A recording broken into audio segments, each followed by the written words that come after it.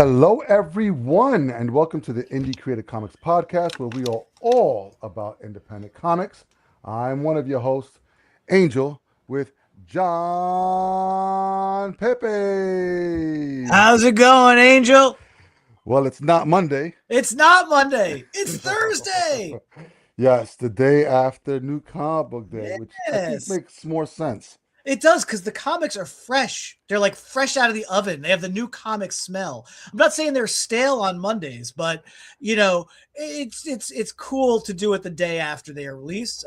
Gets people who watch the show to get to their shop over the weekend and pick up these comics while they're still on the shelf. Because a lot of times, by the time we review them, a lot of them sold out. These books too, because indie comics are really hot again, and people are definitely buying them in droves, which is great. Well, they're paying most- $45 on eBay. Yeah, well, mostly because of us. I think Yeah. mostly we brought it back. I But agree. I think it is because of us. yeah, exactly. Well, it's funny because when we started doing this, when it was an audio only, when we were too ugly to be on YouTube even, we would do it Thursday afternoons, and I always thought that Correct. was really fun. It was really good.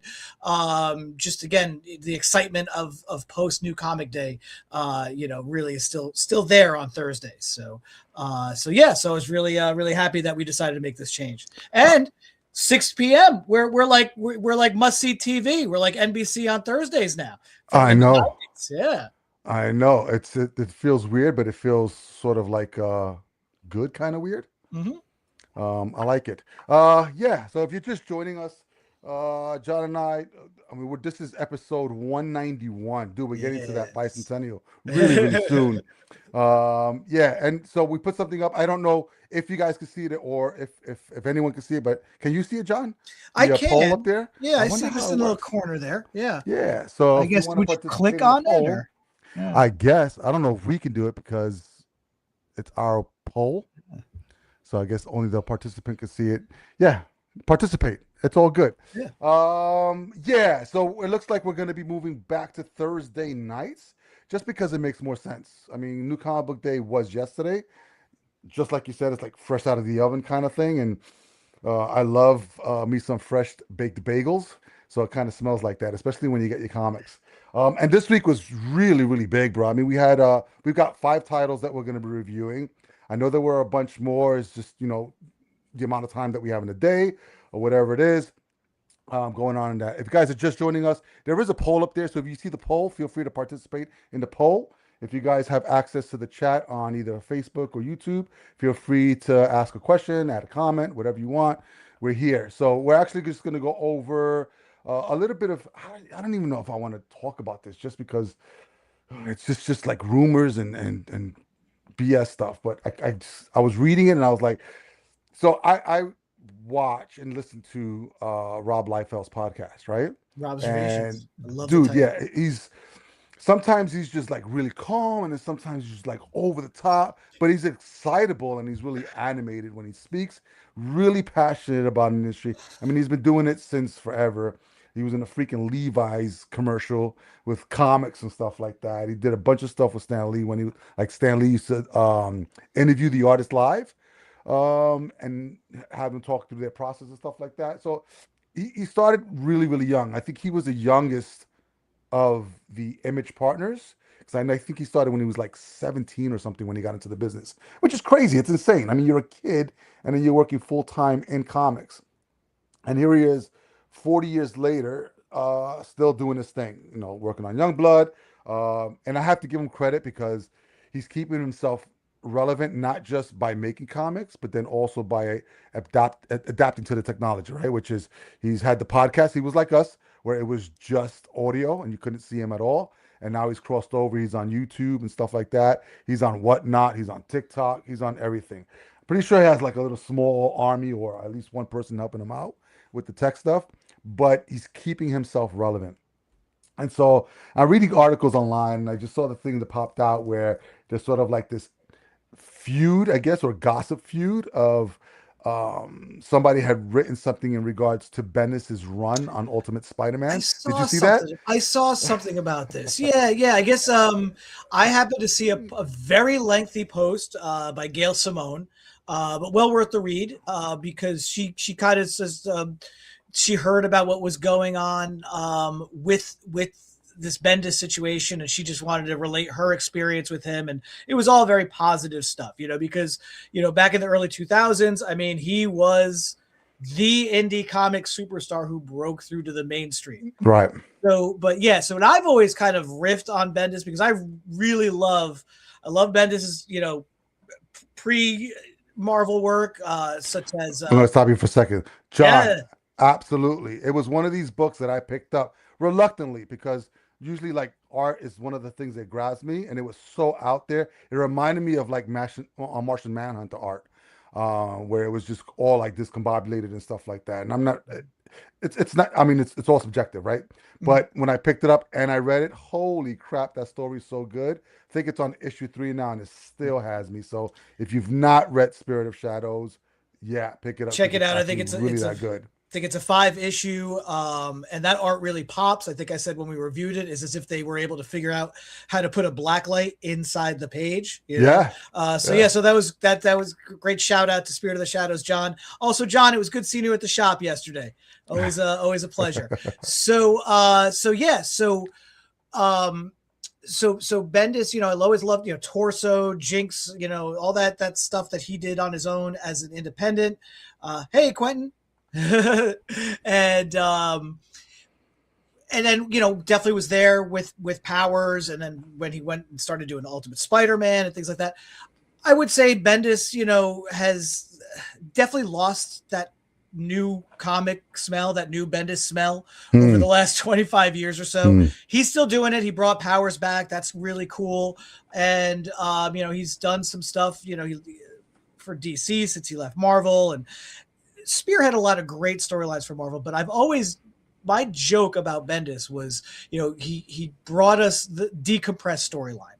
And a prime example of that is taking an 11-page story that was in Amazing Fantasy 15 and stretching it out over 9 issues, and I think a lot of people give him flack for that. I do it jokingly because I still love that Ultimate Spider-Man run. It is the first 150 issues of that title are absolute brilliant, right, and wonderful, and a consistent team of writer and artist with Bendis and Bagley. But yeah, apparently it was. So I guess it was Rob who said this about Bendis, that he just put a fresh coat of paint. Well, somebody had paid a compliment to Bendis regarding it being probably one of the greatest runs. Okay. I mean, we got Miles Morales out of it, didn't we? Eventually, yeah. Yes. Yeah. And so so then Rob chimed in and said, no, it belongs to Ditko and Stan Lee. He just put a fresh coat of paint on, blah, blah, blah, blah. And then it kind of just went back and forth online with a whole bunch of other creators, hopping online, as well as other people saying stuff. So I'm reading the whole thing, and I guess there's other people that were involved as well, but I'm reading most of the chain, and a lot of it happened on Threads, which is a different social media platform. And it's almost like you don't, I can see both sides, and I can see both sides of the argument, but it's like, why do we need it? But it all comes down to opinions, and then once the opinion's out there, then it's just back and forth. And I think one person was trying to justify saying, if you're a creator, that you really shouldn't be shitting on other creators. And then it went from Rob saying, well, it's my opinion, so I'm going to be able to voice my opinion. And then everybody goes ahead and starts crapping on Rob, on all the stuff about, him putting a fresh coat on Captain America, Deadpool being was that what that was? Was that a fresh coat? I mean, I thought he just took turpentine and threw it on a really good existing painting. But what's crazy though is that the whole Deadpool thing came back out with it being a derivative of Deathstroke. Denied it. It's like, no, this is based off of Spider-Man, blah, blah, blah. Deathstroke's 100 pounds heavier. So it's just, I don't know. I'm so glad we stay out of all of that stuff, and we just read comics and give our 2 cents on I will say to wonderful industry. To her credit, Gail did not say who it was that said that fresh coat of paint on Ditko and Lee's work there. So I thought that was really nice. She just kind of came to Brian's defense and talked about her experience with him, which was just very positive. Like she said, like she was the new kid at school and he was the cool kid, and he let her sit at the cool kid table, you Yeah. know, essentially in a nutshell. And so, so it is interesting. Yes, opinion. Everybody is entitled to an opinion, and you know, it depends on what your mileage is. Like Rob is aware that people don't like his style, and Rob has suffered and endured the slings and arrows of criticism and critique. Yeah. So I think, you know, Rob can also can dish it out, and Rob can take it. You know, he's Yeah, proved. but you know what? I genuinely he doesn't care either. I mean, he's Yeah, sitting on a mountain of success that he's had since the 80s. yeah, I mean, he's been in the industry that long and he survived that long, so he has a reputation to back it up. And listen, we're talking about a medium that's truly subjective. yeah, Not everybody's gonna like it. yep, There's art that we don't, gravitate towards and stuff like that. So, and everybody has an opinion. It's just, it seems funny to me that, especially now with how easily accessible it is to be able to say something that it reaches so many people that it just spreads like yeah, wildfire. It's yeah. insane. I love, like I said, I love Bendis. Do I love everything he's done? Absolutely not. I love Grant Morris. Do I love Morrison? Do I love everything he's Yes. done? Absolutely not. Mark Wade, same deal. Like every artist or writer that you love has done something that you don't like, and that is also an expression of how much you appreciate the stuff that they do that resonates with you. And it's almost like, oh, you could do better. I know you could do Yeah, better, right? yeah, yeah. Or it's just that's not my cup of tea, you know.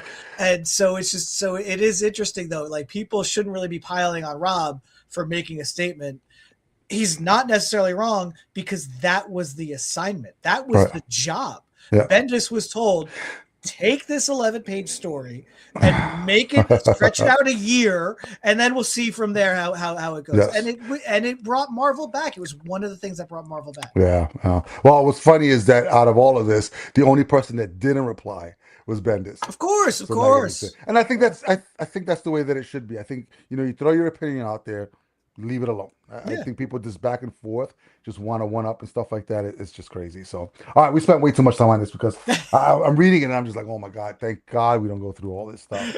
The only thing I wanted to mention, because we're 23 days away from Free Comic Book Day. I know we've been talking about it every week. We're just going to keep reminding you until we get to that day. Is I was reading another article about a store owner who is suggesting sort of like the going away of Free Comic Book Day Yeah, like a because, do we even need this anymore? yeah, because Yeah. the benefits don't really outweigh that particular day. And it may be for certain comic shops that's just the way it is. And for other Sure. comic shops, it's a really successful day in regards to bringing in more revenue. I think the point was, or some of the points that they were trying to get across is, it doesn't bring in any new recurring people. It'll bring in people for that day just to kind of hoard whatever's free for that day. Oftentimes they come in, they just want the free stuff and they don't even, patronize the store to try to help them out or whatever it is. So there was a couple of things here. And now with the separation of, two different free comic book days, or two different titles, I should say, on the same day, it makes it a little bit more cumbersome for the retailer. There's a lot of back end stuff. And then obviously, most people are coming in. The content is free to them, but it's not free to the retailers. And I think what they were saying in the article is, after all of these years, you think you would incentivize the stores by maybe giving some of those comics away for free, Mm. and not the distributors but the publishers, Hmm. printing X amount of comic books. And the only it came into my mind, I was like, the only person that would probably even give that a thought would be Robert Kirkman. Hmm. Like, he would find a way to do something really special on that day, Hmm. not to drive just traffic for that day, but maybe a continuance of traffic. So I don't know. And I agree to some extent, because we've been doing the same thing for how many years now? Every free Mm. comic book day is the same. It's Mm. almost like you're just going through the motions each year, getting the books, packaging the books. The day comes, they come, they're gone. 90% of the people that come through that door, we don't see again, which is unfortunate. It's, how do you create an event that creates recurring customers? Right, right. And you know, and that's the thing, is like it's a how do you leverage that? How do you just, because sure, it's sort of like you have this one big fishing expedition. In retail, every day is a fishing expedition, sure, Right. because you open your doors and you were trying to lure people in with bait. And Free Comic Book Day is the sort of the yearly equivalent of going out and trolling for fish, right? And casting as wide a net as possible. And so you cast that wide net, and like you said, you pull in all these people, and let's say 5 to 10% of them become recurring customers. So that's great. Yes, you put a lot of effort out for this one day of the year, but if you're looking at what, if 5 to 10% yearly yield is not enough for what you're putting out for there, I understand that. I get that. Yeah. But if you didn't do that effort, right, what are you going to put your effort to get that 5 to 10%? Not to mention the fact that other 90%, of that 90%, 75 to 80% of that is still coming in and spending money in the store. Yep. Because that's one of the great things about Free Comic Day. You don't have to spend a dime in the store to get your packet of free comics when you walk out the door. But most of the people, I would say 75 to 80% of the people that walk through the door are spending money. Yes. And they, well, that's at least our store. Yeah. So each store is going to be different on their own. So it's overall whether or not they are spending the money. My concern is that, with the price point that comics are now, it makes it really difficult to make it, especially if you don't have extra income to spend on comics or whatever it is, or anything other than, putting food on the table and stuff like that. And what kid is coming in and spending $40, $50 each week on comics? Right. It's not the 70s. It's not the 80s. We're not, paying 75 cents, $1.25 for comics anymore. Yeah. So I think the thing that needs to happen, and hopefully somebody who has power is listening, something different needs to happen. One, we got to start regurgitating just content that's already out there. So for people that are coming in, we need something fresh. And a lot of times there are fresh comic books, but when it comes to the big two, it's just regurgitating what's going on. We need more indie stuff to be put in there as well. And then we need something that is going to be price-wise different afterwards. And that may be the type of paper you use. Why not make comics in newsprint and print them in like 5,000 copies for 10 cents a piece or 15 cents a piece, and mark those down and make that, like, do kids comics in newsprint.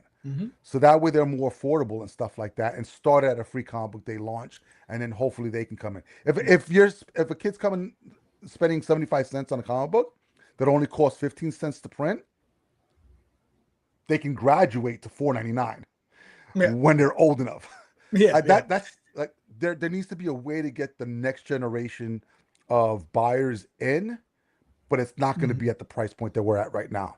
Yeah, it's a challenge. So whoever's responsible for this day happening, publishers, I'm talking wise, they need to come up with something to say, okay, you know what? How do we make it different? How do we drive more traffic? How do we get the next generation in and keep them coming back? Yeah. Well, we'll see. We'll see what next year looks like, because this year, again, it was very touch and go. So I think even a lot of publishers didn't quite have that lead time that you're used to preparing actually new content to launch events for free, that they usually do on Free Comic Day. Because I think the big two, what they're offering are just reprints of established stuff, Yeah. And and the other, hey, bootlegger. And so the and the other thing is, you reminded me of, remember back in the early 2000s, DC and Marvel both did the 10-cent comic initiative. There was Batman, the 10-cent adventure. There was the Fantastic Four, Mark Waid, Mike Wieringo launch. That was, I think, 9 cents or something like that. And I thought those were really cool. I thought that was great. I don't think it drew new people into the store necessarily, but it got regular readers to try some titles that they maybe weren't going to try unless it wasn't 10 cents. The drawback when they did those, though, was that they were just the lead-in issue. Like for the case for Batman, the 10-cent adventure, it was a lead-in issue to a multi-title crossover. Bruce Wayne Murderer, right? And so that, so I think that when you're doing it like that as a lead into an event, you see immediately the diminishing returns, because people want that 10-cent comic, and then they see it's a continue and they have to pay full price for all these other then it's like I think that was a bit of a turnoff at that time for them. Right. Yeah. It Yeah. really goosed the sales. I don't know. I listen. But a consistent book of reprints, right, at a 75-cent price point on newsprint would be fantastic, because one of the biggest things for the young readers, the young kids, love the facsimile edition reprints. Yes. Which are just the old books with the old ads, but they love the feel of an old comic, but it's on nice new paper. Whatever. Do that. Do a run. Do X-Men, Claremont and Burns X-Men, right? When X-Men 97 season 2 starts, right? Do that as a 75-cent newsprint, reprinting each issue. Just for the kid, and that's something that they could know they can consistently get for that low cost. Yes. Until that run is done. Yeah. Or even listen, the whole Transformers He-Man model, where you have the toy first, right? What's on right now? Season 3 or season 4 of Invincible just launched. People watch that show on Amazon Prime. So you got the relaunch, not the relaunch, but you got the new season coming out, and people that have never read the book, the kids have never read that book. You can relaunch that entire series as reprints all the way through. Thanks for checking in while you're at work, bootlegger. Keep us on in the background though. Yes. So I think that's a great idea. You take these old runs and then just reprint them all the way through, starting on Free Comic Book Day, and then do it monthly. So hopefully you're getting these guys back every single month, or whatever it is. Whatever you guys need to do, publishers, just whoever's participating in Free Comic Book Day, you guys got to get together, come up with something to make it fresh, because we're doing the same thing every single year, and it's just like stamp, repeat, stamp, repeat. Dude, I can't, bro. I want to shoot myself sometimes. It's all good. All right, that's news and announcements for this week. If you're just joining us, John and I, what do we do? Fixing the comic industry. We are fixing the comic one episode at a time. But we're doing it from the indie point and the small creator and the creator-owned perspective. There's enough podcasts out there about the big two stuff, so if you want that, you got to go somewhere else. We're going to find the creators that are, and the stories that are out there that most people don't even know. So we did get books for this week, what was that, April 8th? Yeah. Our books came out. So yeah, we're gonna hop in. John and I pick up as many books as we can off the shelves. Small press, indie, and then we give our 2 cents on them. So we got about 5 books for this week. Really excited. We got some cool stuff. And then I'm gonna get out of the way. I know one of them is gonna be an IP book. Somebody's gonna be like, oh, it's IP, blah blah. Fuck off. This is from my childhood, so it gets a free pass on it. So we'll talk about it when we get there. I swear that's not me saying that, but I get it. Dynamite's doing some good shit, so they're just fucking with IP that of my childhood. Yeah, so I'm in it for the run. And again, and to be clear, if this was DC or Marvel doing this book, he wouldn't be talking about it. Nah, I'd just be reading it. He'd be reading it. Yeah, I mean, he'd find a way to talk about it, but not reviewing it. And we said this over and over. Just because we're just focusing on independent small press books doesn't mean we're not reading the big two. The Absolute Line has probably been one of the best things DC's done. Like, they're on fire lately. Oh yeah. From the 52 run was some titles were hit and misses, but it was a great run overall. Then what do we have after the new 52? The Rebirth era. The Rebirth era. And then out of that, we got the death metal stuff from Scott Snyder. We got a whole bunch of side stuff. Then from there, we go into DC All In. All In. And now we are leveled up or next leveled. Yeah. So DC All In is their main line, and then the Absolute line. It's not even an Elseworld. It's a completely different take on the character. Yeah. And I think this is going to have its own continuity and stuff like that. Oh, yeah. It's in for the long run. And, you can say whatever you want about Scott Snyder, but that fucking guy could write. He's done some some really great stuff. And this whole launch of, him doing Absolute Batman and the other titles coming after it, been spot on. The great thing is that guys like Snyder and Nick Dragata, I mean, they're also indie comic guys. We've reviewed Scott Snyder stuff because he took 3 years off from the big two. Yeah, I read Reborn of his. That was fantastic. Yeah. And, but what's really interesting though about this week, because there was a lot more books that than we can pick up and digest and review for you folks. But this week, I only had 1 book from the big two that I picked up out of all the books I picked up this week. I don't even think I had one. Interesting. Yeah. No.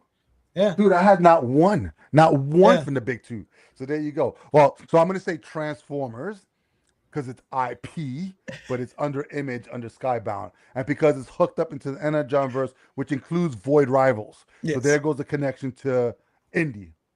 Assholes. Yeah. All right, cool. All right, let's rock and roll. How about so we're going into our comic reviews. Why Yeah. don't you get us started with your first book? So I'm going to start with a book from Boom Studios. I love that the exclamation point is there. I have to honor that. It is called Neighborhood Watch.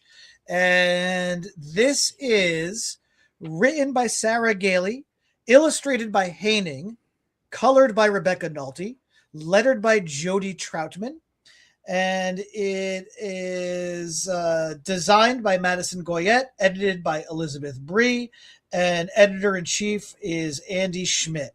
And this was a lot of fun. This was really cool. This I love that cover. What's up, Ezra? Hey, what's up? I know that kid. Hey, Ezra. And this is really neat. So I'm just like, right away on the first page, you basically get, I don't know if you can, you get a body. Dude, that's gruesome. You don't see who the body is. You have a joint word balloon, right? You see the arrows go to two directions. Yep. What it do to her. So right away, you're starting off with this mystery. But this mystery is kind of neat because this revolves around two communities, one called Willow Haven and the other called Open Arms. And Willow Haven, you can see, is very much like your suburban, idyllic suburban, but it looks very clean, very straight. Yep. And then you got more to your hippie communal aspect going over there at Open Arms. Oh and God. So these two, don't tell me this is like the Capulets and the Montagues. It's not necessarily, okay? But these are neighboring communities, okay?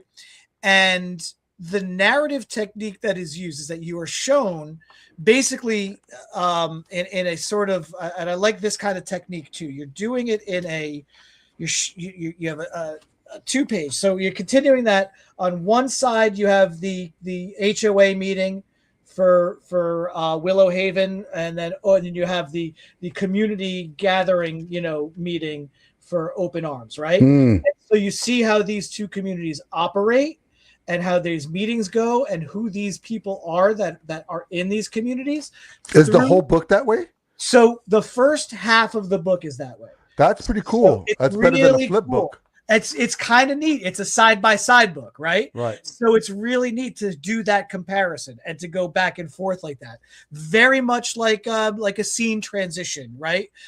Between two narratives in a show. And so what's really neat is you get to know these characters and you get to kind of know a little bit of what's going on and a little bit of who's sleeping with who in this one community and who's mad at the other person in this other community. And both the communities have very strict sort of HOA leaders or commune leader, right? And it's a very interesting technique where you don't see that person's face in both of these scenarios. And then both of them go missing.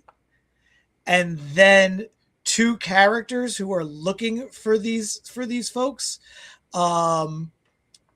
Yes, loved that first half. But I also like where I'm getting to is how in the second half of the book, Black Collar, is that how it gets, or Ezra, how it gets, it combines because you have two characters searching for these missing heads of the communities.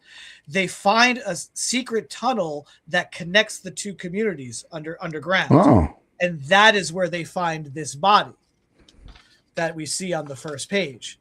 And with that, towards the end, because I'm not going to show you the back half of the book, but you get a reveal as to who that person is, who the two heads of these communities are, and then it sort of opens up this sort of, okay, we're going to find out who did this, but we're going to do this on our terms. We're not just going to go right to the police and say what's going on here. We're going to do this our way with these two different members from the two different communities of some very opposite ends of the class structure, spectrum, coming in and deciding to solve this. because they were close to the heads of these communities. Gotcha. So really neat stuff. It reminds me, comic book wise, a little bit of Where Monsters Lie, right? Yep, yep, yep. The gated community for serial Serial killers and all killers. the rules that they had to react to and obey. But also has a dash of like Desperate Housewives. It was a show I never saw, but I know the aesthetic of it, right? Mm. Especially with that sort of suburban white collar community aspect of it, as well as how they what are they doing behind closed doors aspect of it as well. So I thought this was really cool. It says actually, is this the one that did it? Yeah, this says right in the indicia it is a 5-issue miniseries. Okay. So that's a great number of issues for a mini. I really thought this was a really fun opening salvo. Again, yeah, the juxtaposition in the first half of the two different communities, and then how it kind of comes together like you're in that underground tunnel in the back half is great.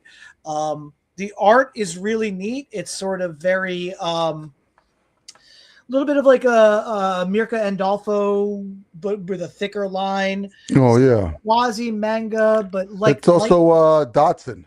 yeah, a little Dotson-y, and it does a good job of being light as it deals with the seriousness of the situation of what's going on.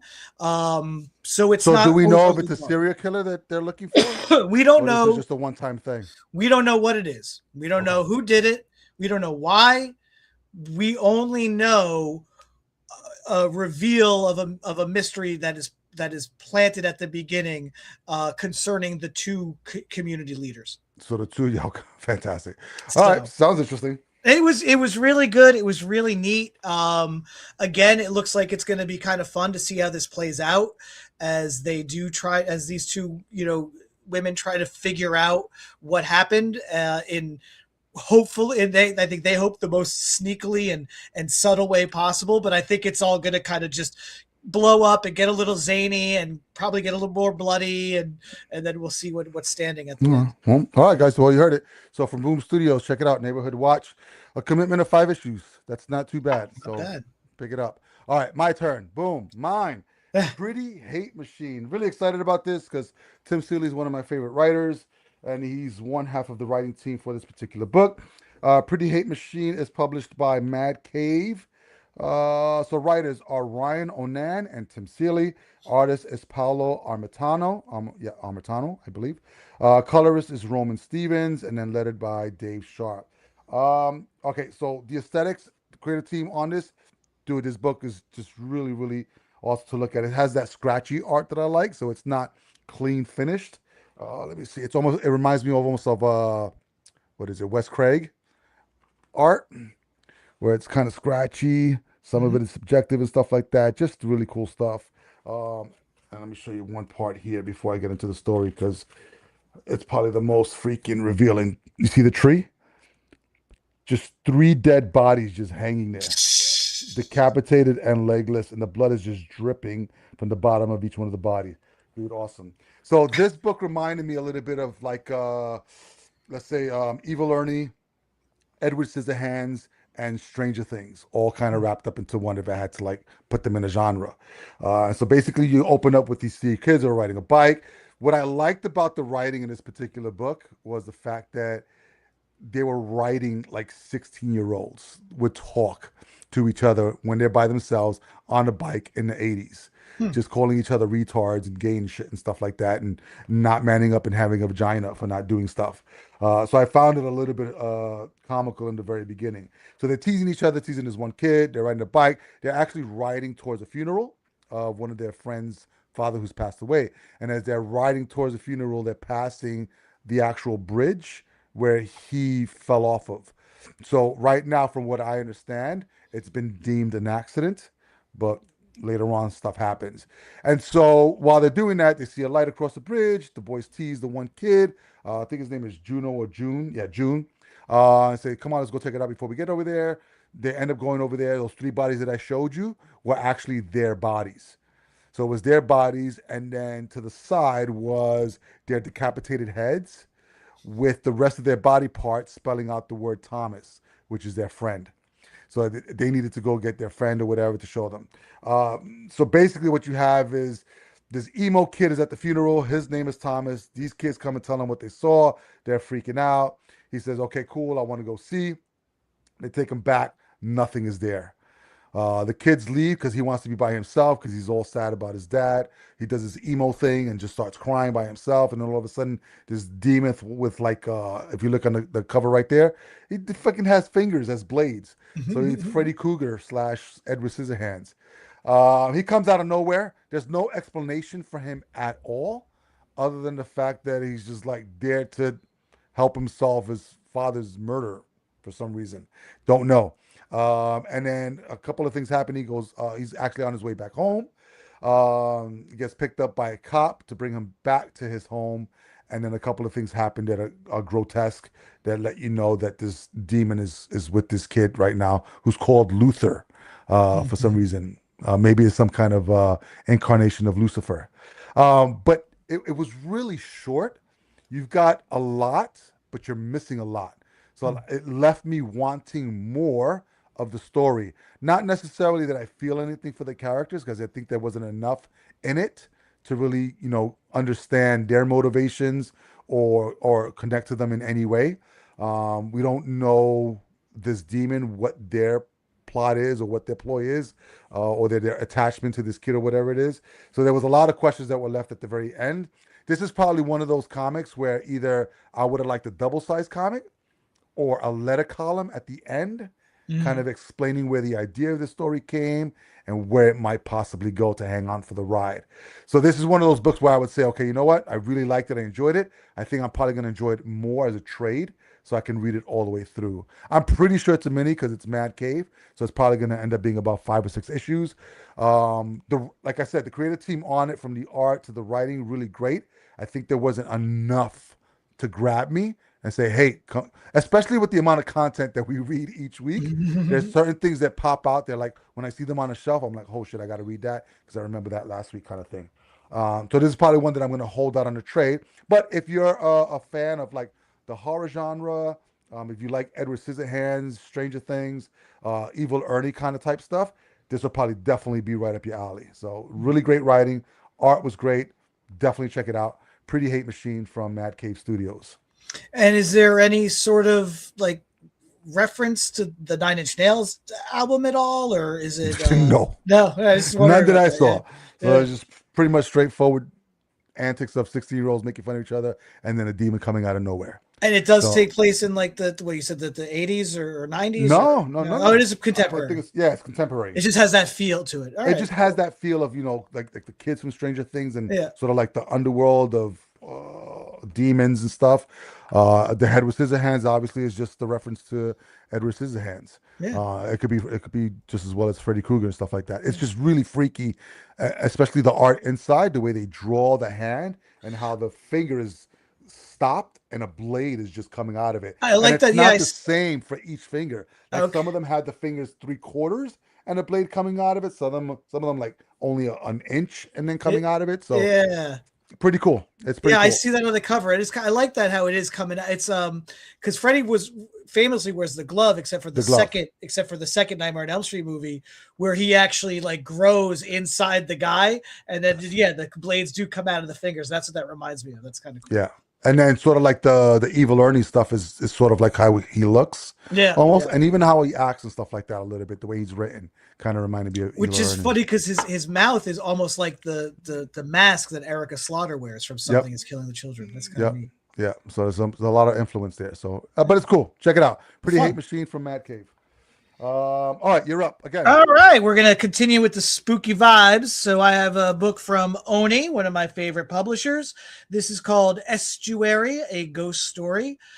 This is written by David D.B. Andre and Tim Daniel, illustrated by Man House, colored by Steve Cannon, lettered by Taylor Esposito, edited by Bess Polaris, assistant editor Azat Sayadi, and designed by Second Rocket. And So this one's kind of neat. This begins with a car driving around the California coast, right? Yep. And then, oh no, the car bursts into flames and it drives off the bridge. Oh man, we begin with a car crash. So you know Ooh, I nothing's like that. good. You know nothing's good going to happen from that. Yeah, really, really captivating 2-page spread right at the beginning of there. And then we follow this woman who is sort of a lapsed Catholic, and she is hired by this nun. A lapsed Catholic? She's a What's a lapsed lapsed Catholic. Catholic? You know, so basically it is a big part of the dialogue at the beginning, because she's having this conversation with the nun, who has hired her to find that wreckage that we saw at the beginning, because she's a marine archaeologist, right? And so this church is sort of right on the coast of California, and so that's where this car went down. And so there's a nun at this church that wants to find this wreckage, and she hires this woman. And so you sort of catch up with the woman because she's at the church and she's trying to pray. And Wait. I need to understand this a little bit more. Yeah. So how do you find a marine archaeologist? Do you know them, or do you look them up in the Yellow Pages? I think she must have looked her up on the internet now these days. But yeah, I think that's funny. If it was mentioned, I kind of breezed through it. There is a moment, a revelation that the lead character does have towards the end of the first issue, where she does realize she doesn't remember the first time she ever met this nun. So that's a really interesting question. But yeah, because basically she is hired to find this wreckage. Now, of course, she doesn't have a boat, so she hires a guy with a boat who usually takes people out fishing, and he's like, oh, I'd love to help you because I know about this story of this car or whatever. Like, so this is sort of a quest for him as well. Right. But when we first see the woman, the marine archaeologist, and she's trying to pray in this church, and that nun who hired her kind of is watching her, and she goes, oh, I noticed you your prayer didn't take, you were kind of going through the motions, but you didn't seem like it was there. And she's like, the whole conversation about, her parents were very, very Catholic, very, very devout. She tried to follow in their footsteps, but her path was elsewhere. And so it's sort of like what she does now is sort of her rebellion against what her parents wanted for her, or what they believed in her. So almost this insinuation that, like, and in fact, I almost thought at first that this woman was part of the seminary, was part of you tried being a nun for a while. Mm-hmm. So I don't know if I was reading something in there that was very subtextually deeply in there, or if that was just sort of like a vibe a feeling I was getting. So basically, most of this issue, though, is spent with her on the boat with the boat captain that she hires, and it's all very flirtatious with them. Mm-hmm. She's kind of asking him out on a date, but he's like, well, I don't necessarily date my clients, but most of my clients are middle-aged men who are just out fishing for the weekend. Maybe I'll make an exception. And he's like, wait, did you actually ask me out? She's like, not yet. So there's this whole thing of like, eventually it's like, okay, let's find this wreckage as soon as possible so we can start dating, right? Because that attraction is very intense and palpable in this first issue. It's a small boat. It's in the middle of the ocean. They're the only two. Yeah, and there's sort of a little bit of a kinship that grows between them, which is kind of neat. I don't trust it. I don't trust anything that's going on in here. It reminds me a lot of a show that we just finished on Netflix called Something Very Bad Is Going to Happen, where it is very moody and dark and quietly intense, especially when you do go underwater and what happens to her when she's underwater for the first time looking for this wreckage and what she does encounter under there. And so it's definitely a mini series. It's definitely a really cool start. There's a lot of like spooky lore about the lady in lace that haunts the church, and how the church is surviving by giving tours to Instagram influencers and things like that. And they have a nun who teaches yoga classes. Like, it's kind of, so it's an interesting juxtaposition, like, where this woman's trying to pray, and then all of a sudden this nun comes through with this tour on their way to do the yoga thing, you know, like So let me ask you a question. What's the correlation between the car crash and is it a nunnery yeah, so or a church? we don't know. We don't know. It's a church that does how it's a nunnery and a church kind of the whole thing, right? And that is now tours for it, you know, people who want to do selfies at this, you know, coastal church locale and Right. be seen doing yoga there and whatnot. So we don't know. We don't know why the nun hired her specifically Hmm. to find this wreckage. But it is something that is part of the lore, I think, of this area. Since, like I said, since the guy who captains the ship, he's aware of the backstory and all that. So it's going to be interesting to see, sort of like, is this a collective secret on this coastal town? Who's keeping the secret? Is she Hmm. an interloper? Is she a key figure in this whole you Yeah. know, And was the mess? person in Or the car running away from the church? yeah, who yeah, so that's all these mysteries that are laid out, and I think it's really cool, and I'm hoping, I feel that they're going to get revealed as we go. Definitely think it's going to be a mini. I don't see much mileage as far as making this an ongoing. So I'm Right. guessing we're at the 4 to 6 issue range, probably another 5 issue. But I thought it was a really cool opening. You know, very Manhouse's art is really neat. You know, very spooky and moody. That's Oh like yeah. that's in the graveyard, you know, where they're talking. The underwater stuff, I think, is done really well. You know, it just really gives you that, you know, a little jock esque. Yeah. Simon Um, as well. Simon Skrzansky. Kudransky, yeah, Yeah. but just that underwater claustrophobic vibe is there. And you know, the dialogue stuff, it's, you know, there's definitely heavy dialogue in all three of the books that I read this week, Right. but the art really makes it breeze Yeah. Looks through. cool. Yeah, so Cool. it's some really good stuff. All right. Estuary, a ghost story All right. From Oni Press. from All right. Oni Press. Horror fans, go get it. Go get it. All right. My turn. All right, book number 3. I know you guys are gonna give me shit. This is not, their IPs, but dude, I grew up on both of these. So Thundercat Silverhawks is Dynamite's, I guess, mega event that's going on. It's gonna be across 15 issues, across 3 titles. So Thundercats, I think Dynamite came out with it almost 2 years now, right? Mm-hmm. Ooh, it's a while. And it's been great. I dropped it earlier on because I was shifting over to trades because we were reading so much. But then this was coming up, and Thundercats, mid 80s, 85, ran for 4 seasons. I saw every single episode. Silverhawks came out a year after that, and sort of it was supposed to be like the Thundercats of space. Fucking fantastic. I think it went 65 episodes, but only 1 season. We needed more of that. So you take 2 of my favorite shows from the 80s, you put them together and put them in a comic, and you think I'm not going to read it? F off. So we got this one. This is going to be the main title, the Thundercats and Silverhawks. Then you also have the Munra title that's coming out. So we get an origin of Mumra. He gets his own book. It's tied into this event that's going on. And then there's another one that's called Thunderhawks, which is Thundercats in the future that are mixed with Silverhawk technology. Pretty cool stuff. So they're going to all intertwine with one another. This is the main book. I'm pretty sure, hopefully, you should be able to read the main book only if you don't want to read the other stuff to be able to still get the entire story. I did read this.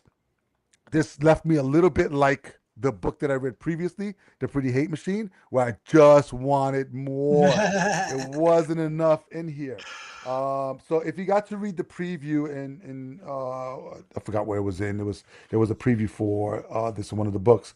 Then you got a little bit of the stories of that. But basically you have these two universes together. You've got what is it called? Hawkhaven is actually orbiting Third Earth, and Panthro is in there. I'm not sure if this was addressed in the main book. It almost feels like some of this stuff was already addressed. I don't know if it's in the main line because I'm not up to speed on that yet. I hope it's not because I think that's completely different from this. But it almost feels like there's something that came before this. Maybe it's going to get revealed as we go through. But Panthro is in at Hulk Haven. There's nobody there, and he's trying to, I guess, get to know the ship itself and trying to get information out of it. He has what were the little they were the Bilbo bears, right? The little robot bears that didn't say anything, but they understood what they were saying. They would Yeah. just go beep boop, and then all of a sudden they knew exactly what they were saying. He has one of those. They were the like the handy bears. They're the ones that actually repaired stuff and all that stuff. Like so, he has one of those. He's talking to them, and then it kind of flipped back and forth on Third Earth. You have Lionel, Shatara, and Tiger talking, and then basically there there's a whole bunch of stuff that's going on, and then Lionel knows what's happening. So there's Bengali, who's been ousted out. He's been kicked out of the Thundercats for whatever he's done in the past. Then you have Wily Cat, and Calica. They're on their own mission, doing something for the Thundercats as well. And then you have Panther up in space. Then you have something happen with Hawk Haven, where there's incoming. I don't want. There's something that's incoming. The space station recognizes it, but Panthro can't access anything of it because the space station doesn't let Panthro access anything. So he's trying to break in, can't break in. Hawkhaven is secure from Panthro. So what we get is Chromium, who's a new Silverhawk. He wasn't part of the original series. I think he was created in Thundercats specifically for the comics. He comes in and he finds Bengali. They get into a tiff back and forth because I think they're considered space cops now, Silverhawks. So they're checking on this planet. They have jurisdiction over this entire area. We've not seen them forever, so I guess this is sort of like they just came out of nowhere. So him and Bengali get into a fight because he's resisting. The other guy is an a-hole. He's written like an a-hole. And Bengali tears him in half, which is fantastic. So I'm going to tell you this right now. If this is one of those comics where you love characters, don't get used to them because they all die, which is fantastic. So yeah, so there's a scuffle there, and then all of a sudden it pings, and then all of a sudden we get Quicksilver and the Copper Kid. They come in. Those are the main two guys. Now, if you saw the cartoon back in the 80s, we know that Copper Kid did not talk. He only made sounds. He would whistle and all the stuff make sounds. And then the Silverhawks knew exactly what he was saying. In this comic, he talks, but he doesn't talk with full sentences. They're just single words, which I think is it's cool. I think it would have been better if they would have put the asterisk and said, translate it from, because I believe his world is mime world, translate it from mime, so you would know that he was whistling or whatever it was. He wasn't talking, but they didn't do that. So they did the next best thing, which is just keep it simplified. So basically, what you have here is you have the Thundercats and the Silverhawks meeting for the first time, and it's not going well. I will not tell you what happens to Quicksilver, but it is not good either. So yeah, so there's this scuffle of the Silverhawks and the Thundercats finally meeting. We have another area of the Wily Cat, looking for Mumra for some reason, and the ghost of Jaga's with them as well. Now, Jaga, from what I understand, has also been ousted by Lionel. He's not allowed to come around, but he's a ghost, so he can do whatever he wants to do. So it's a really good setup of these two particular worlds coming together, but they clash right away. And I don't know how they're going to move forward with de-escalating what's already gone on. We already had some mutants come, the vultures come in and attack, and that kind of de-escalated what was going on with Bengali. And then Lino showing up at the very end saying, "Hey, he's a Thundercat. You can't mess with him," and that's kind of how it ends. If you know the characters, if you know the lore, you know the story, this fits in right where we watch the cartoon and stuff like that. If you're reading the current run of Thundercats, it's probably going to be right up your alley as well. If you're not familiar with it, I'll say this is a great jumping on point because this is going to be its own thing for 15 issues across 3 comics. So if you're looking for something new and want to jump on, that's sort of like that superhero trope, and you got space intergalactic cops which is what they consider now Silverhawks, and you got these cat-like beings on Third Earth. Yeah, really cool. I'm excited. I definitely want to read the whole thing. When this comes out as a collected edition, I'm probably going to be the first one online to get it. It's written. Oh, I didn't even do the creative team. Um, this one is Declan Shalvey, so he's writing it and he's drawing it, which is fantastic. His colors by Igor Monti, lettered by Jeff Eckleberry. So he's doing pretty much, I think, this whole series. So in April, I'm just going to read it off real quick. April, you got Thundercat Silverhawks #1, which is this. Mumra, the Ever Living #1, and then Thundercat Silverhawks, Thunderhawks, all in April. And then from there, each month you're going to get an issue of each one of those comics as well. Yeah, I'm excited. I know I didn't explain it well, but it was because of my excitement. So enjoy, guys. The only thing, like I said, the only downside is that it wasn't enough. I think it's like maybe 20 pages, so I would have appreciated 20 more pages of the story for the first issue. But yeah, Dynamite, whatever they've been doing over the last 3 to 4 years with just the IP that they've been bringing on board. I mean, they got Terminator, they got Space Ghost, you got the Hanna-Barbera collection, you've got Silverhawks, you've got Thundercats. The only thing that's coming out next that I'm really excited for, but it's under Image, is Mask.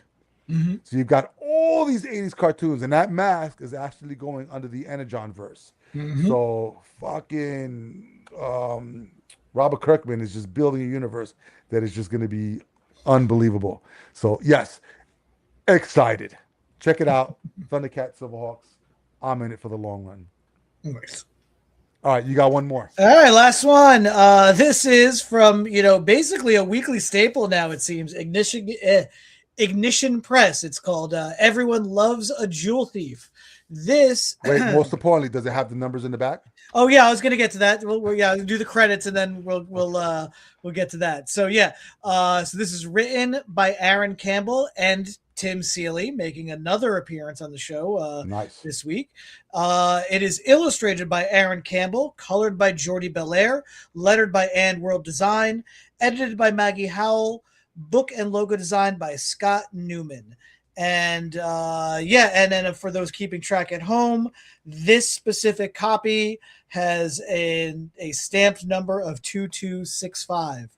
Again, that number is 2265 for this specific copy of Everyone Loves a Jewel Thief #1 by Ignition Press. So okay, all right. So I just got information. Breaking news. All right, breaking news. Yeah. Right, so inside the white box, printed number. Yes. That number is unique to your individual copy of the comic. Yes. No other comic has the same number, and that number ties directly to the total print run of that particular cover. Okay. So that's your print run cover number. Interesting. So in theory, these are being printed out in sequence. I've not taken a pile of them to look and see if they're being shipped in sequence. They're not. No. The number sequence is randomized during actual prior and printing process.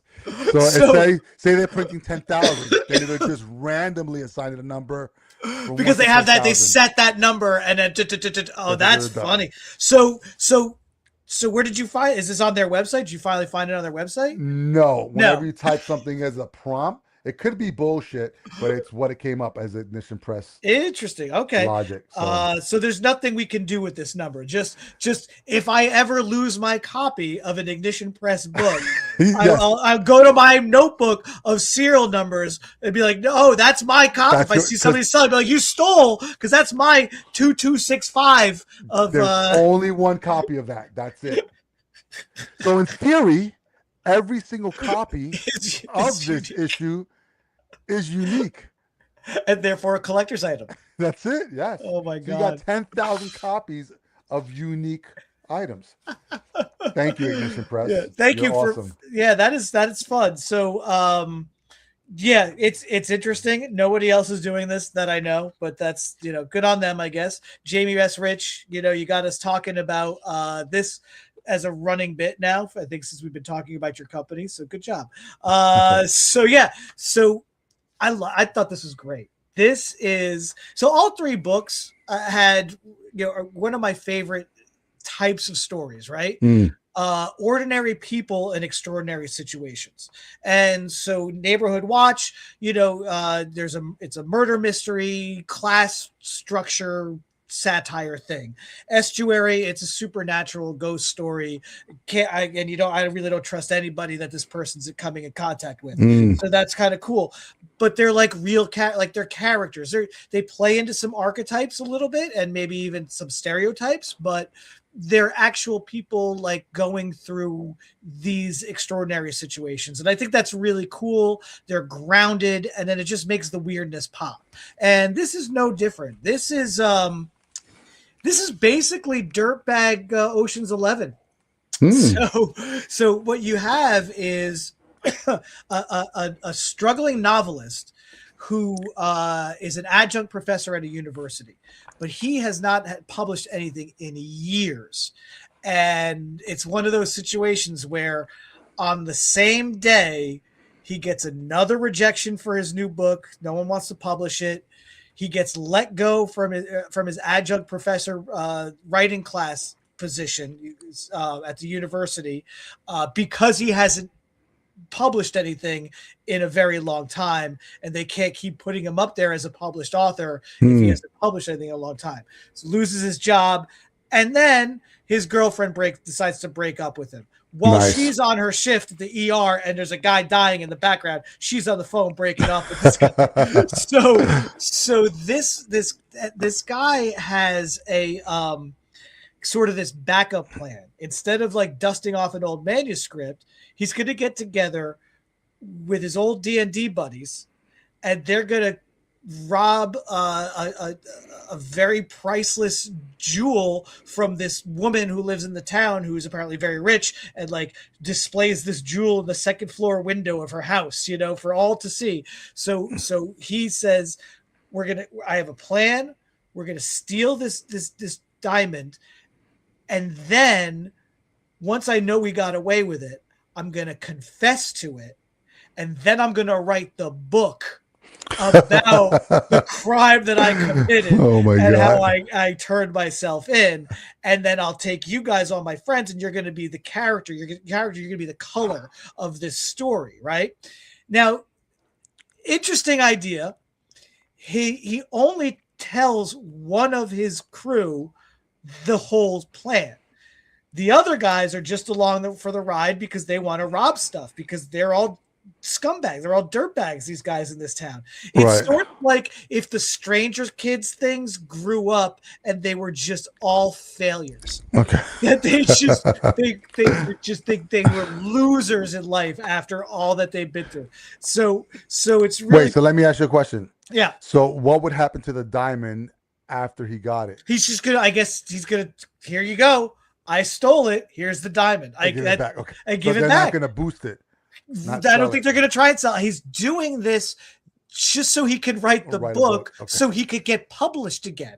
It's actually really brilliant.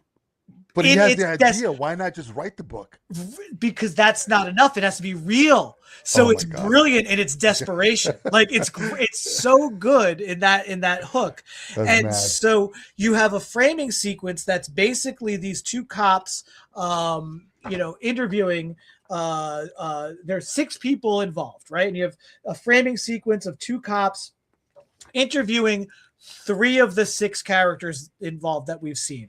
And the cops are great because there's one cop who's very sort of like strict and by the numbers, and then there's this other cop who just says whatever is on her mind and sort of just kind of cuts through some of the BS, which is really, really kind of funny how she's like, corrects the other cop because he refers to the guy as Chad, and she's like, no, he's not Chad. He's Scott now. It's an author thing. He's a published author. So now everyone knows him as Scott. Like, and he like looks at her and she's like, I'm just saying, I'm getting the facts straight. I'm a detective, She's one of those. So she's one of those. So it's really, but like very snarky, right? There's a lot of like a Fargo-esque snarkiness and sarcasm to a lot of the dialogue and interactions. And so we basically intercut between these police room interviews with the author's ex-girlfriend, and two of the accomplices. Okay. So aside from the author, there is his best friend, who the dungeon master when they were kids, who is the only one that he tells the full story to. Everyone else just thinks, like I said. And then the sixth person that we meet is this stripper who just got fired for stealing from the strip joint that she works in. But the guy who brings her in, he goes, "That she's a thief. She got away with stealing from the strip club. Well, until today, but she got away with it. So she's a thief." And so she kind of comes in all femme fatale, like, Yeah, right? yeah. So yeah, you basically have your dirtbag Ocean's 11. Even though, as far as the crime goes, it looks like there's 5 of them. The 6th character being the ex-girlfriend, but she's kind of there for the context of, okay, when did you break up with him? Why? And I was tired of his childish games and things like that. So right away, you know by the end of this first issue, this guy had this insane plot. He planned it out to what he thought was to the letter. It went wrong. Everything that could have gone wrong went wrong. And apparently, of the 6 characters, we've only seen 3 of them being interviewed in the present day by the police. One of the 3, or possibly a 4th character we haven't seen yet, apparently is sealed inside a 50-gallon metal drum. Oh my gosh. Drum. So it went that bad. Okay.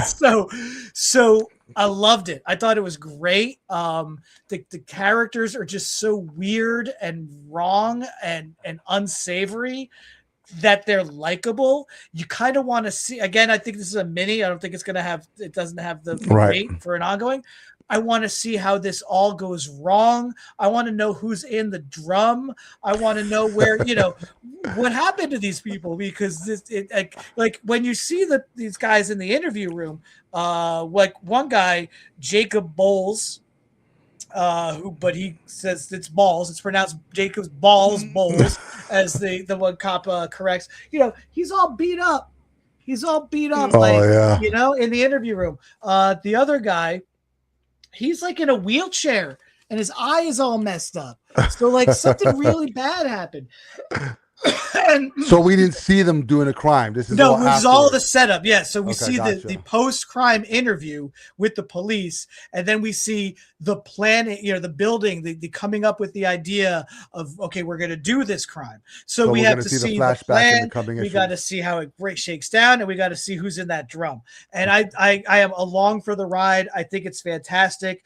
Aaron Campbell's art is great. Again, with these interview scenes, it's really, very, again, we talked about Bendis earlier. This kind of has a Bendis pacing, especially. And I love that it has traditional panels in it too. Traditional panels. There's this great moment where Scott, the author, is sitting there at the table at the bar with what is now his heist team. Oh, that's pretty cool. And then if you see below there, he's like imagining them as their D&D characters, like when they were that's kids. Cool. Yeah. So it's sort of like that hook to it is really neat. Yep. And I thought the characters are great. I thought the situation was really cool. It's illustrated really well. Again, something that I think there's I think a hope to turn this into a show or a movie, especially in the way that the interrogation scenes are, because it's like panel to panel, different person being integrated, but the story is flowing. So you're building this sort of story through these interviews that are happening at different times, but they're all informing everything else. So nice. On the page, it was worth a second reading just to kind of get all of that and flow and context. If it was, I think, a filmed effort, I think because you have more distinct actor faces and voices, it would be a little clearer in that respect. But that's not even a hang up at all. I always like when a comic, when I like a comic enough that I kind of want to give it another quick once over. Yeah, those are the best. So everyone loves a Jewel Thief, another winner from Ignition. This week was a great week. I loved all 3 books for those reasons I said before. A lot of times I'll read these number ones and I won't always go back. I might wait for it to. I might trade wait, or a couple of them I do still pick up. I all three of these again. I'm in on all three of these. I Nice. really Okay. loved all three of them. Yeah, it was a good week. Really, really, really good week. All right, so there you have it, guys. You got 5 books that we definitely read this week. You got Estuary, A Ghost Story from Oni Press. Check that one out. You got Everyone Loves a Jewel Thief from Ignition Press. Now we know what those numbers mean on the back. Thank you, Ignition Press. You got Neighborhood Watch from Boom Studios. You've got Pretty Hate Machine from Matt Cave. And one that I'm all in on, Thundercat Silverhawks from Dynamite. Yeah, really, really good selection this week. So definitely visit your local comic shop and pick some up. All right, kiddos, that's all that we have for you this week. So listen, we will be here now every Thursday live at 6 p.m. So that is a day after New Comic Book Day with fresh comics from that particular week, picking them up off the shelves and giving out 2 cents and shout outs to all the indie community out there. So if you like what you heard, subscribe to the podcast. If you want to be on the podcast, you're a creator, you have something that you want to promote, you yourself, your project, go to indiecreatorcomics.com, go to the podcast forum, fill it out. John and I would love to have you on. We have some guests lined up over the next couple of weeks, so we're really looking forward to that. Social media, yeah, we're everywhere. Indie Creator Comics, just check them out, and we're all good. Thank you, John. All good stuff there, bro. And then last but not least, please, please, please support your local comic shop, because without them, we would not be able to do what we love to do, and that is read comics. John, where do you get your comics from?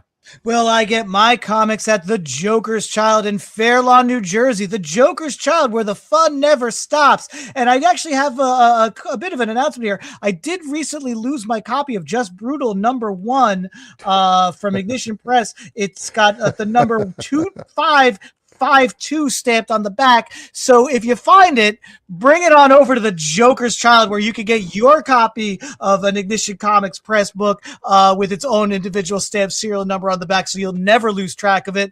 If you can't get to The Joker's Child, check out your Google machine to find your local comic shop. If they don't carry Ignition Press comics with those specialized serial numbers on the back, you demand that they do. But otherwise, folks, you can catch us at The Joker's Child every day that we're open, where you'll have interactions with great folks like Ezra or John. Thank you guys for commenting on here. And I just want to give a shout out to Bootlegger and Quentin as well for also commenting. We love that you guys are watching. We love that you're paying attention. Please, please, please patronize your local comic shop.